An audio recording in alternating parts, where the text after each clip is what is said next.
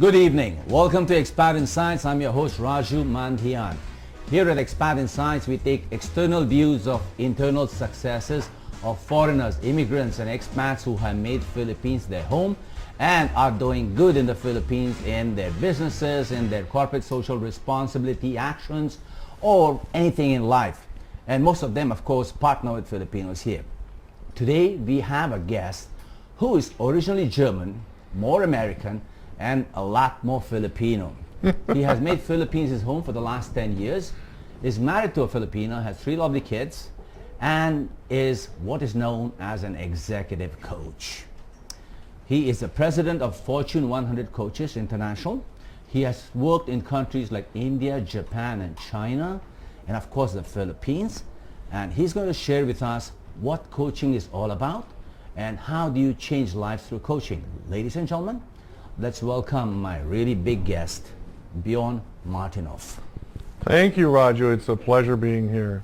So Bjorn, tell me about what makes you such a big coach. Well, first of all, what's hard to overlook is my size. Usually when I do any kind of programs or public seminars, I have to announce my height right away because otherwise people can't think of anything else for the rest of the seminar. So just to the viewers out there, I'm 6'8". Or 203 centimeters. 6'8"? In metric, 6'8". Yeah. How many chairs do we need to bring in here? Maybe 2 more? I had to remove half my table. Yeah, that's right. There used to be a glass top on here. And it's gone. It's gone. But, there's room for my knees now. So Bjorn, tell me, what brought you into coaching? What drew you into coaching? When and how did you say, I want to be an executive coach? I kind of like stumbled into that. I was at a point in my career where I thought I'd hit the glass ceiling. Mm-hmm. And I saw that there was great difficulty moving beyond that. And so I was starting to seek out some wisdom that would help me in the process of fully exploring my potential but also actualizing it. Mm-hmm. And this is what got me started on that search. What's the difference? It's like a journey, it's a journey of self-development. What's the difference between fully realizing your potential and then actualizing it? What's the difference? Well, realizing is to me, what that means is that in my mind, I know what's possible. Yeah? Yeah? So, however, I have not yet created that in a physical world. Right. And actualizing it is actually creating that.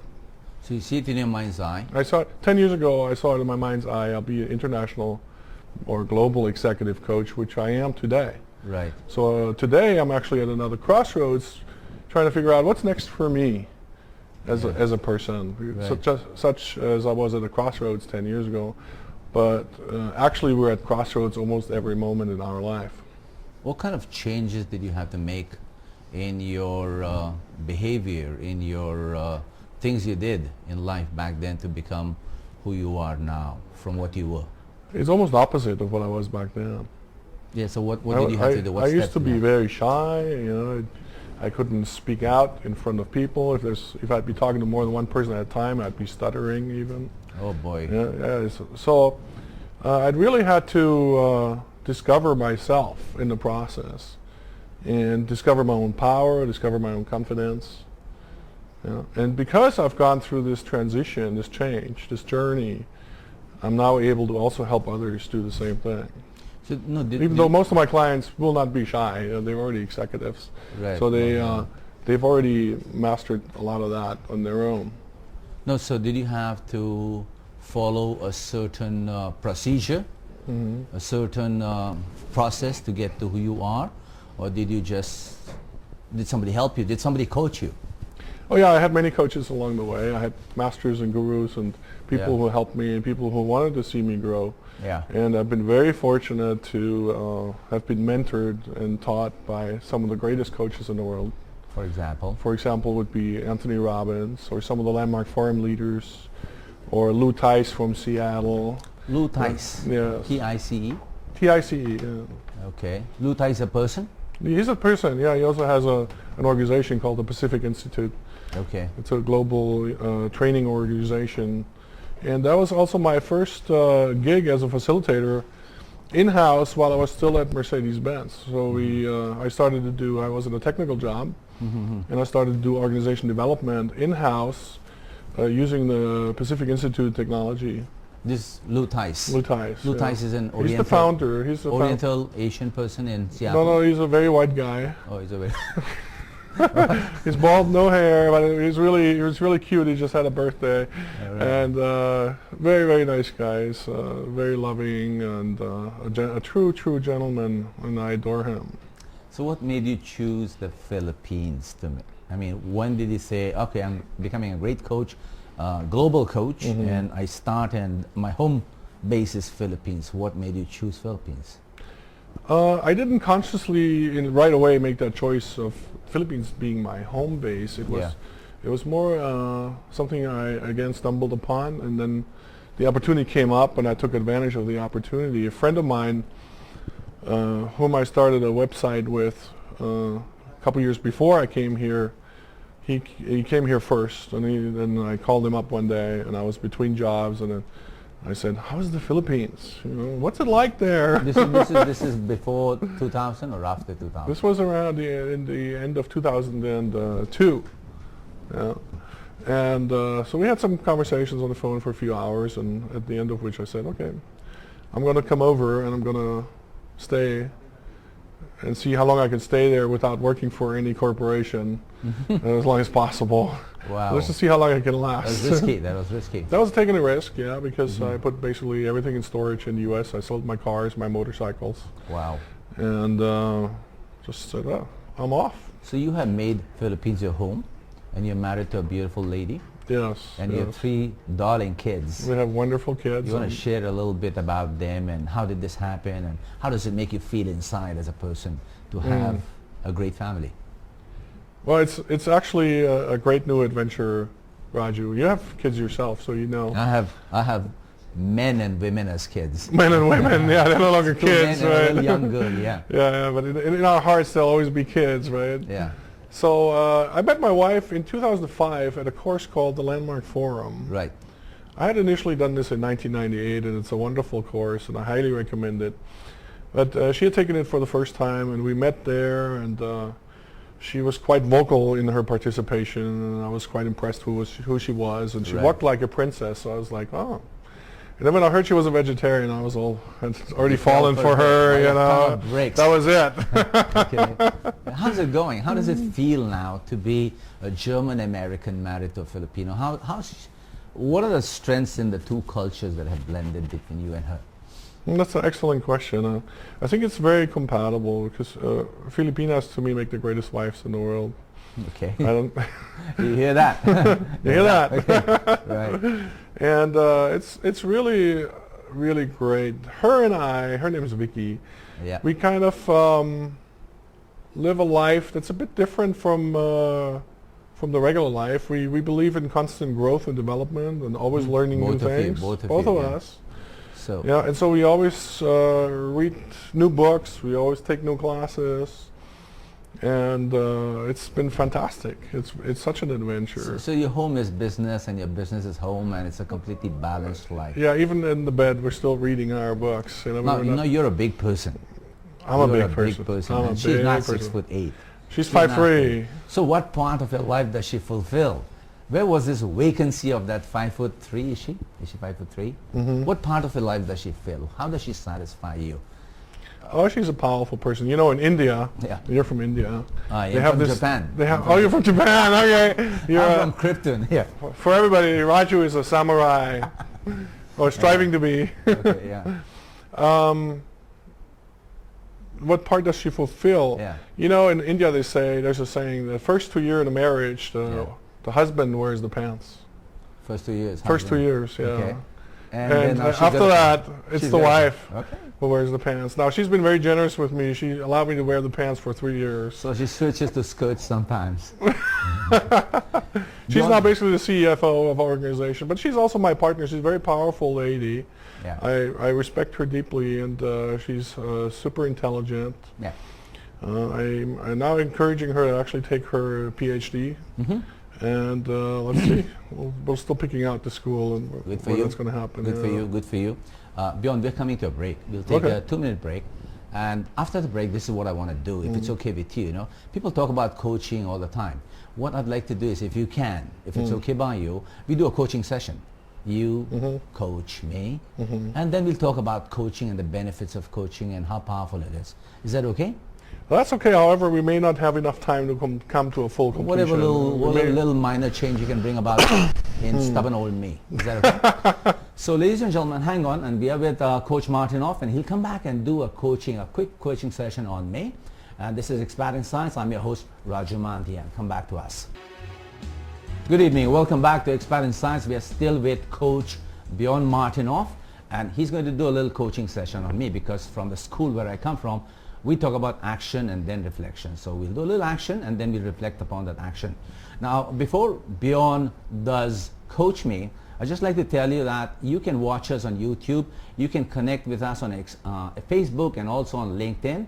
And we'd be happy to get comments and insights from you, our viewers. And if you have any great stories on expats, you can share them with us. So let's get back to Bjorn Martinoff, the world's #1 executive coach. Bjorn, let's do a session. Wow, thank you very much. I've just been Upgraded. promoted. All right. Your colleague Dan Boom called me the Asia's #1 executive coach. Oh, your world's #1 to me, man, from where I'm sitting. Thanks very much. So you wanted to have some coaching. What do you want to get coaching on? Coaching in general, when I work with clients, they're looking for either some upgrade in terms of their results or their effectiveness. May that be in terms of hard dollars or in effectiveness in their leadership or with their teams. I was or thinking in their markets, you know. Yeah, that's business and executive. I was thinking that most all of us wish to become a little bit better than ourselves. Is that true? Is that part of coaching? Is that one would hope so. Most people have that need to continue to grow. Correct. However, people have that at varying degrees. You know, some people want to grow a little, and some people actually are perfectly comfortable being where they are in life. Probably gives them a lot of certainty. So is there a certain probably hidden dream inside me, an unfulfilled dream inside me that you could kind of discover and kind of bring it to light? That could be. We can dig and see what there is. I'm your guest. If there's anything Be my guest, there, and I'm your you guest. know. Show So me, what do you really want to talk about? What I want to talk about, profession, this career as a TV host. Do you think that's a good subject to talk about? Only you can tell that. How good of a subject do you feel it is? It's important because it's a very important part of my life, and I'm adding value and still gaining value at the same time. Yes. So what inspires you about being a TV host? What inspires me is, the #1, that I can express myself. So things that I have learned, studied, experienced over the years, and part of them are being put out in my persona, in my presence here, in my behavior, in the discussions I create. That's one. Yes. And the other thing is that it's also a learning process, because I get to meet great people like you. So I pick up bits and pieces of new wisdom every now and then. So that's the part it fulfills. Okay. And the part that fulfills you, says, is to be able to put yourself out and also learn something new. Correct. Yeah. Renew myself every single day. Renew yourself. Okay. So what I'm hearing is growth and significance. Is important. Anything else that's important to you in that aspect, in terms of your career as a TV host? Do I want more, or is that the question? Do I want more, or? No, what is it that inspires you about what you do here? I think these two are the major things. The major Number one ones. is that I'm being able to expose my human side and get nurtured in the in the reverse, in retribution. I can get it. Sure. And what's your goal? What's my goal is that as an Expat Insights TV host, my goal is that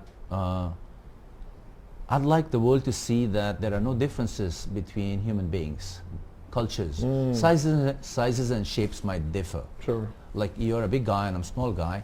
Sizes and shapes may differ. Maybe backgrounds differ because of the experiences. But in terms of what our spiritual goals are and what we're putting out into the cosmos, it's almost the same. So maybe I'd like to bring that to the attention of the world. Is that? What's my goal is that as an Expat Insights TV host, my goal is that I'd like the world to see that there are no differences between human beings, cultures. Sizes and shapes might differ. Sure. Like you're a big guy and I'm a small guy. Sizes and shapes may differ. Maybe backgrounds differ because of the experiences. But in terms of what our spiritual goals are and what we're putting out into the cosmos, it's almost the same. So maybe I'd like to bring that to the attention of the world. Is that making sense as a coach? Yeah, very, very much so. And, part of the process is discovering the goal in a coaching process and looking at what's actually happening right now, then looking at what are possible directions you could take, and then deciding on one way forward or multiple ways forward. Now, in terms of your goal, what you just shared, why does that inspire you? Why does that inspire me? The reason why I'm asking that is because in the process of really discovering what motivates you, the goal becomes more clear, right? And the way this shows up in the person I'm coaching usually is they get really in touch with their inner self and what connects them to that goal, what lights them up, and it shows up physically. It shows up in their face. And it's like they light up. Right. So what is it that lights you up about that? The fact that I'm able to express, the fact that the processes that are going on inside of me, what I think of world, people, feelings, achievement, success, fulfillment, or even wealth, you know, not tangible wealth, even non-tangible wealth, is that maybe I'm able to express it. I think that fulfills me. So self-expression. Self-expression, okay. And what about that inspires you? What is it about that? What about self-expression inspires me? What about self-expression inspires me? I seem, when I reflect in the mirror about after having expressed, let's say, after having had a moment of self-expression, when I look at myself in the mirror, I feel happy and I say, okay, Raju, I think you did good. So that, you did good in terms of just being yourself, a better you, just like you mentioned, self-actualization, and then also probably helping another. Because in the process I do help others, one, or sometimes more. And what about that inspires you? What about inspires me, helping others? As I mentioned, I think that people carry these... and try to access your inner space of what that is. That's what you're trying to do? Yeah. Okay. I think, as I mentioned, I see people and I've seen people and I was part of that people, quote unquote people, that we were, most people are in a little darkness about, a little dark, not darkness, but they're in a little shady area about who they are, what they want, and what they want to achieve, and what their relationship is towards another. So, I mean, all of us, so I've been through that, and so when I see others, and I think maybe I've seen some light, and I can probably show them that light. Yeah. And how does it feel when you do that? Feels great. Feels great. Absolutely right? great. Okay. You see, and you can see in your eyes now. I can see the power and the sparkle. Okay. Yeah. Okay. That when you're present to that, it's really gonna. Oh, you're making me conscious now. Okay. Yeah. Okay. See, that's part of the process. Being conscious of what drives us internally. Yeah. Yeah. Because when we're conscious of what drives us, then we can use that to fuel us to move forward. Okay. It's like extra horsepower. Right. Yeah. When you have access to that. Okay. And I just saw that in your eyes. Okay. So what do you do with it really now? Powerful, right? What do we do with it now? We capture it, You capture it and you become conscious. That's a first step. Okay. Right? And it serves as fuel on the way forward. Okay. Yeah. Then the next thing we'd like to look at is what's your current reality? Where do you see yourself right now compared to where you want to be, like from 0 to 10? Okay. In terms of this, what I do, my plans are not too huge because it's quite fulfilling as it is, as I mentioned. No, maybe I would like continuance of it, and maybe if there are some blind sides to this creation that I'm bringing about, if there are blind sides to this, if there are any growth areas, I'd like to discover those growth areas, and I'd like to fill them up. So, for example, maybe I'm not asking you the right questions, or maybe I'm too intrusive, or maybe I'm just beating about the bush. So if there are any blind sides, I'd like to reduce those blind sides and hopefully eliminate them towards better performance. So maybe that's an area of growth, you think? Those are all areas of growth. So how would you, so you would say you're about 80% there compared to where you want to be, or? I would say, yeah, 75 to 80%. 75 to 80%. On the path to the destination that I see from where I am. Yes. We all have from our point of view, we all have a certain, what we view as a limit. I call it sometimes our potential. Yeah? And consider that even though, 25% available growth is still quite a bit, Yeah. I'd like you to consider that much more is available. You'd like me to consider that? Yeah, I invite you to look at the option that even more is possible. I'm just thinking about that, actually. If you don't mind, can I say something? Yes.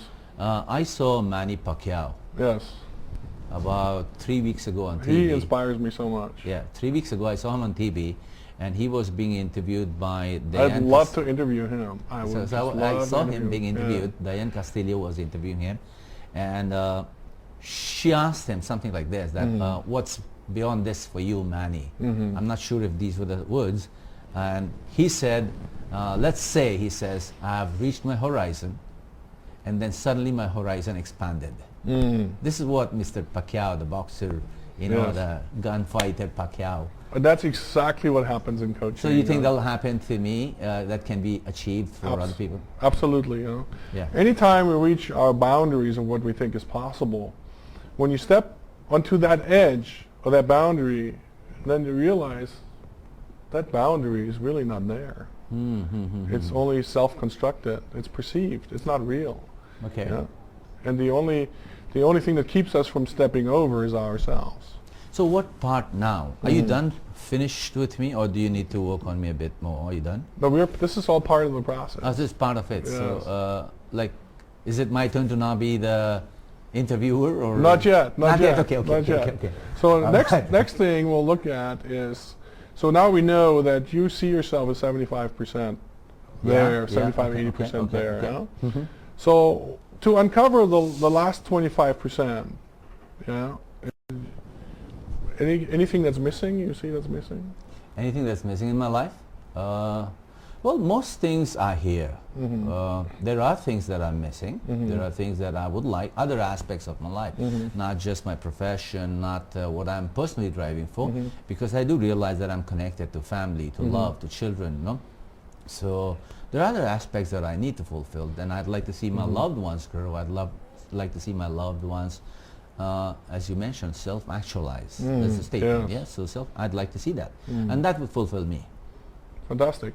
So is there anything that you can contribute that you're not yet contributing, that would have you achieve the 100%, like that? What can I do? Can you do, or who could you be? What can I contribute? What can I? What's the beingness? What's the beingness? I think my beingness is on track.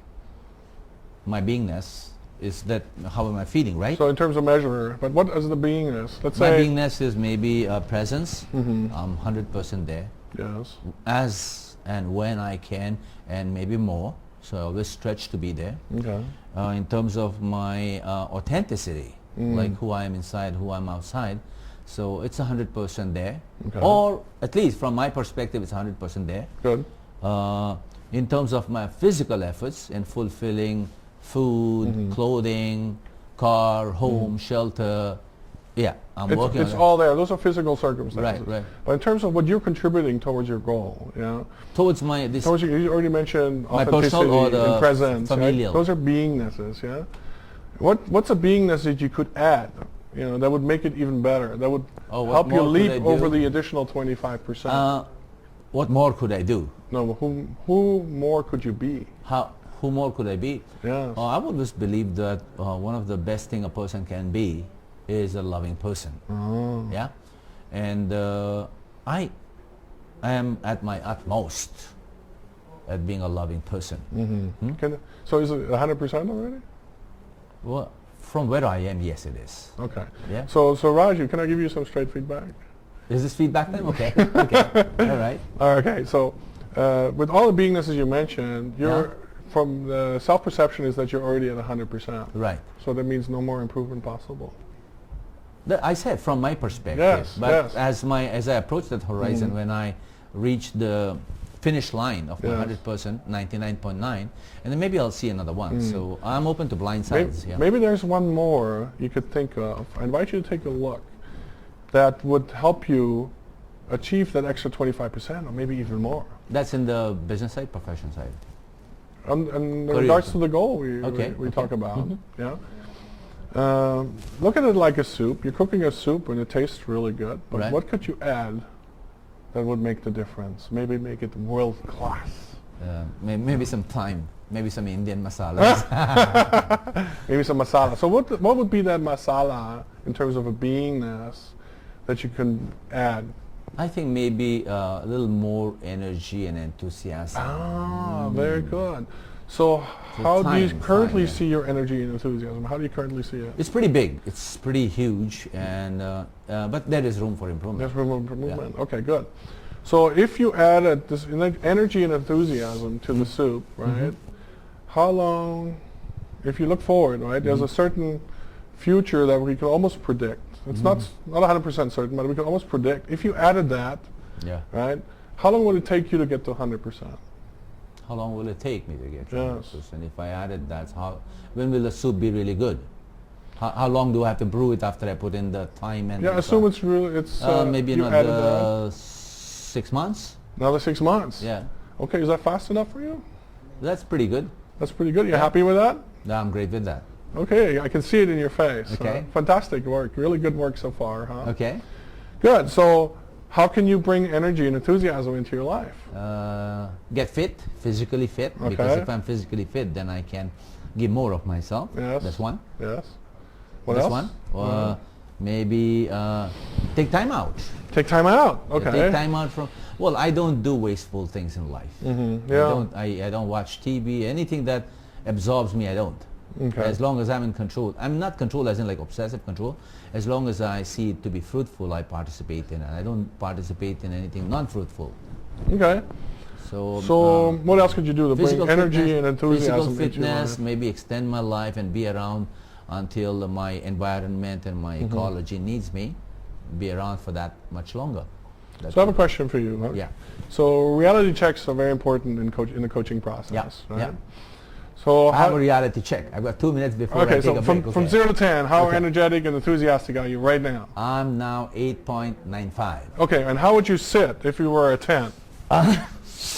Take a deep breath and sit up. That's right. Okay. And how long did it take you to make that shift? Half a second. Ladies and gentlemen, you got your answer. Take a leap. Is that what it's saying? Okay, Yeah. great. Great job. So that's a coaching session? That was the beginning of one. All right. Okay. Yeah, that's the beginning of one. The next step would then look at what's the way forward? What structures could you put in place such that stays in existence and continues to stay in existence, maybe even grows? Fantastic. Fantastic, Bjorn. Fantastic, Coach Bjorn. Coach Bjorn, we'll take a break. Now, what I'd like to do, I'd like to thank you for what you just did. You're welcome. And I hope people see it and enjoy it and then know what a great coach you are. World's #1 coach. What I'd like to do is, after the break, I'd like to come back and ask you about the business side of coaching. Sure. Yeah? Like, how much does this cost? That's number one. And then what do you do with it? And how do people find you? How do people find other coaches and stuff? So shall we stay open for those questions? Absolutely. So ladies and gentlemen, stay in. We are still with the world's #1 executive coach, Bjorn Martinoff, and you are at Expat Insights. Hang in there. If you missed that, he did a 20-minute coaching session on me, and now we'll talk to him about the business side of coaching.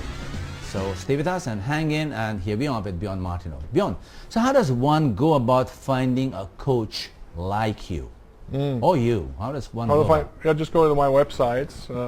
No, I mean, besides your personal website. How does one go about? I mean, if a person needs a coach, where does he go? Does he go to Schumart, Rustans? Where does he go? Good luck finding one there. Okay. All right. First of all, it's good to be aware that there's different kinds of coaches. You know, there's life coaches, there's spiritual coaches, there's executive coaches. Date coaches. There's even relationship coaches. Yeah, okay. Hitch. Dating coaches. Yeah. I do that for some of my friends, but Whoa, that's that just must be fun. pro bono work. Okay. I'd like to sit in on that Yeah, one. one of my friends I mentioned earlier, I was helping him, and he's getting some very good results. But generally speaking, find out, look within and see what you really want to accomplish. Okay. And then there's coaches that work in different niches. Yeah. There's even acting coaches. Right. Okay. Yeah. So and so forth. So I Google for them. You can Google for them, or ask around, Referrals, or refer for referrals, or look at some websites. How does he qualify himself as a coach to me? How do I know he's a coach? Any Tom, Dick, and Harry can stand up and say, "I'm coach." So Absolutely, a lot of people do that now. There's, a lot of people that are in between jobs, or former HR people, or people who've taken one class and say, "Okay, now I'm a coach." I'm coach. Okay. However, what really classifies a coach to me is someone who's created some results for their clients, together with their clients. What do I take to him? What do I say? I call him up and I say, "Hey, I need a coach for my hosting show." What do I say? I mean, when do I know that I need a coach? How and when will I know that I need a coach? Should I take up coaching because coaching is so much in fashion, or should I take up coaching when I discover a need to be coached? Okay, so traditionally, at first, coaches were sought after because HR people thought there's some executives that, especially my niche in executive coaching, that needs some help. Now, 10 years ago, that would have been the major work that we did. However, the work has transformed in a way that now coaching is no longer seen as a fix-it, or just a fix-it, but also as a prevention tool. Not a fix-it tool, not a prevention tool. No, prevention it tool. could be also a prevention tool. Not a growth tool. It could be a growth tool. Okay. Yeah, it could be all these things. When you look at the East Coast, for example, in the U.S., in the East Coast, coaching is still pretty much viewed as, oh, is there something wrong with me? Do I need a coach? Psychotherapist. Well, it's almost like a psychotherapist, even though coaching really has nothing to do with psychology and therapy. It has nothing to do with it. Because psychology and therapy is mostly about the past. Right. Yeah, coaching is about the present and the future. Fantastic. So what you just did with me, you didn't go into my past. Yeah. Did you notice we didn't talk about your past? Oh, you didn't ask me what school did I go to? Or did your father spank you when you were 3? Well, you didn't ask me all that. I didn't ask you these things. Right? Okay. Why? It doesn't play a role. So that's what makes it different from therapy, counseling, and coaching. Yeah, as well as that's psychiatry. Psychiatry is about body chemistry. We don't talk about that, So it's a very powerful tool. We talk about the present and the future and how to achieve things. Yeah. Okay, and then so after I found a coach. Did I answer your question? I think you did. Okay. I mean, that's how you find it. After I find a coach, so I find, say, Will Smith to fulfill my needs as a coach. What do I tell him, man? How do I contract him? What do I tell him? How much should he charge me? Is that the first question? Is that a great question or is that a dumb question? It's one question. It's okay. Eventually, you're going to have to find out. Yeah. Right. But how do you know? Is you ask about the history. What kind of history has the coach had in terms of clients? Who has he worked with? What kind of cases has he worked on or she worked on? And see if there's some chemistry there between you and the coach. Is that necessary? Chemistry? Not 100%, but if it's negative chemistry, then I advise to stay away from that particular coach. So I move around, I surf around the net, I surf around the globe, I talk to people, and I find you. And I say, Bjorn, I need coaching. You were referred to me as a coach, right? And we have a conversation, and of course money is part of it, and also scope of work and breadth of work and how much time the whole process will take. How much time does a process take? How much time would a coaching relationship or an engagement, what do you call it, engagement? Engagement, yeah. Engagement last? Well, on average it lasts about 6 months to a year. Wow. 6 months to a year. But it can be as short as one session. Wow. I've coached one person, an executive. She was the owner of her company, and she, however, needed coaching on a personal relationship with her husband, and it was resolved in one session. Right. And it was a trial session, so I didn't charge for it. Right. And she walked away for free. So therefore, there you go. It can be as little as nothing for coaching. But it wouldn't be surprising. In Europe, they charge for a 4-month engagement 40,000 euros. which is a significant amount of money. You know. But it must bring value to them, or it must mean something to them. It must do them something. Yeah, and that's not even in the realm of things. That's not even the highest. Like my personal friend and mentor Anthony Robbins, he charges $1 million a year for coaching. So for one person. Oh, I'm not that person, you know. Not me neither. Well, let's ask that question. Okay. Let's challenge that question. Why am I not that person? A great question, isn't it? We leave it for the next Maybe show. because the enthusiasm, the energy is not No, we there. leave it for But the however, next I see it in your eyes now. We'll leave it for the next show. Now, here's a question. No? A 1-hour coaching session Yes. and a 6-month engagement. Who decides that, hey, you need to be coached with me, or we need to go into this coaching engagement for just 2 days or for 2 years? Who makes that decision? Who makes that call? Well, in the end, the client makes a decision. I make the suggestions. Right. You know, it's and then we start off with different scenarios. We may start off with a diagnosis. We do some interviews. Right. with You the employ person, some tools. and we have some tools, some assessments, some personality profiles. Yeah. May have a conversation with their boss. You know, sometimes the boss who's the client, and then the person I'm coaching is the person I'm coaching. You know, it's like, so there's a three-way relationship. Does that create a challenge for you that, say, my boss here, the producer or the owner of the show says, my host there needs some coaching. So do I need to be agreeable to be coached? Absolutely. Yeah. And what if he commands me to be coached?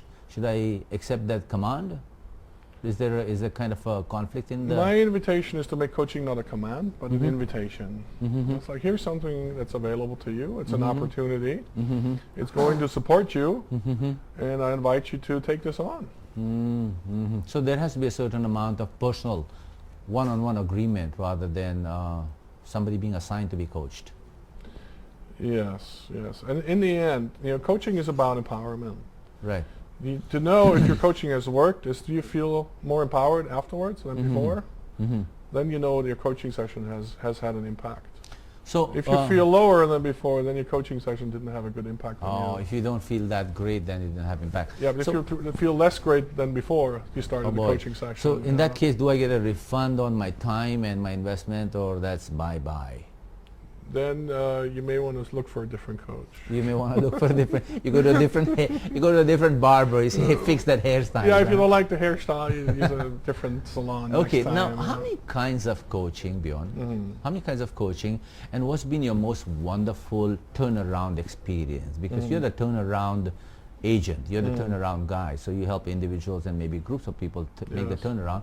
What's been your most exciting experience in the last X number of years? Well, you know, I'm very inspired by Manny Pacquiao, right? Oh, that's the story. And I always say, if one person can do it, we can all do it. And Yeah. so I was coaching a Philippine executive team a couple years ago. Which is the sports?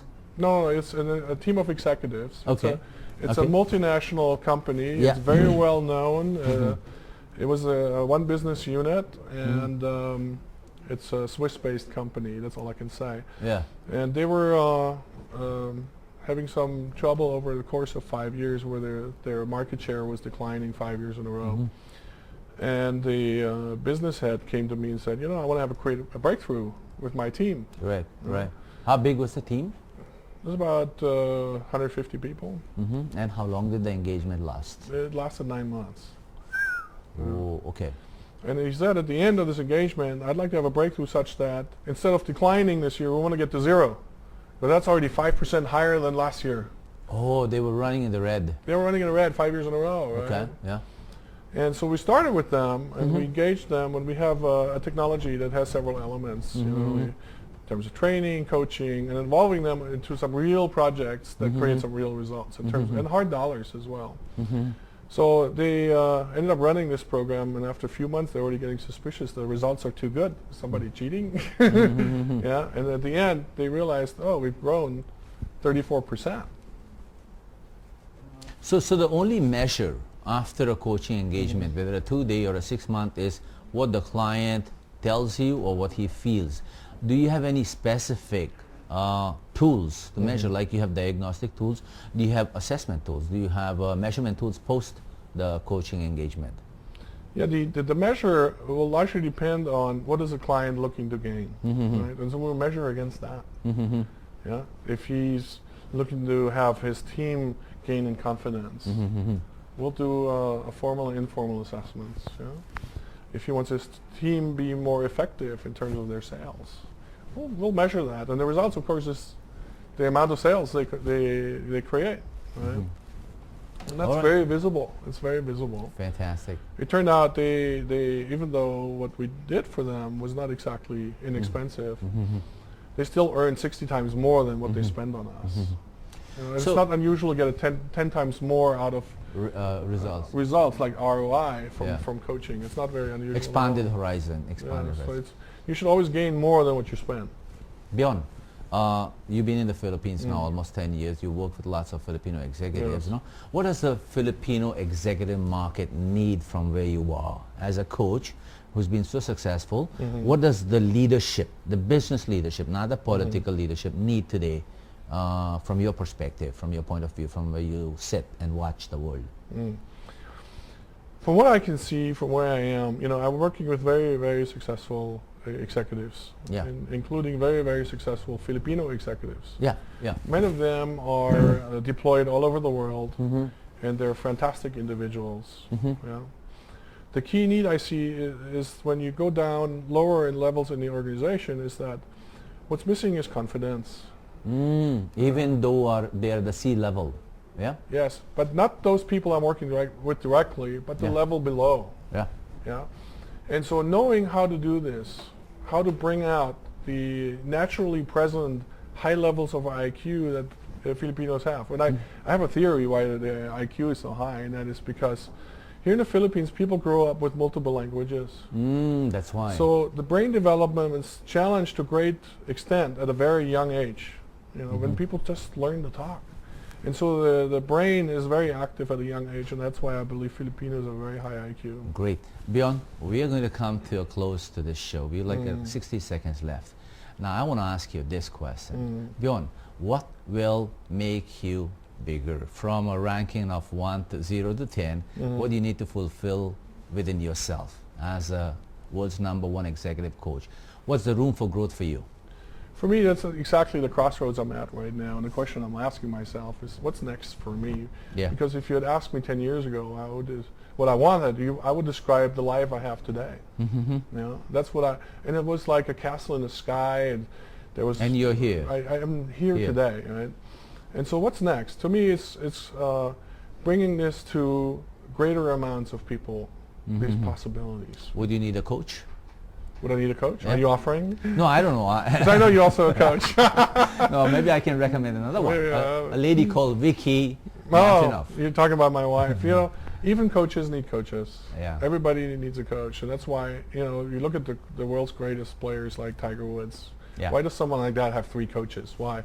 Simply because he wants to stay on top. They want to go beyond their horizon. If first it got him to the top, and now he wants to stay on top. You know, but so many people go through their life saying, what do I need a coach for? Is there something wrong with me? You know, there's nothing wrong with you. You just want to bring out all your potential, every single bit of it. Bjorn, it's been a pleasure. Thank you very much. It's been a great pleasure. It was fun, and you I learned a lot. I love you. You rock too, man. So let's change the world. Yeah, you change the world in your way, and I build my own. We'll do that. So thank you for being on the show, ladies and gentlemen. That was Bjorn Martinoff, executive coach in the Philippines. So I hope you enjoyed the show.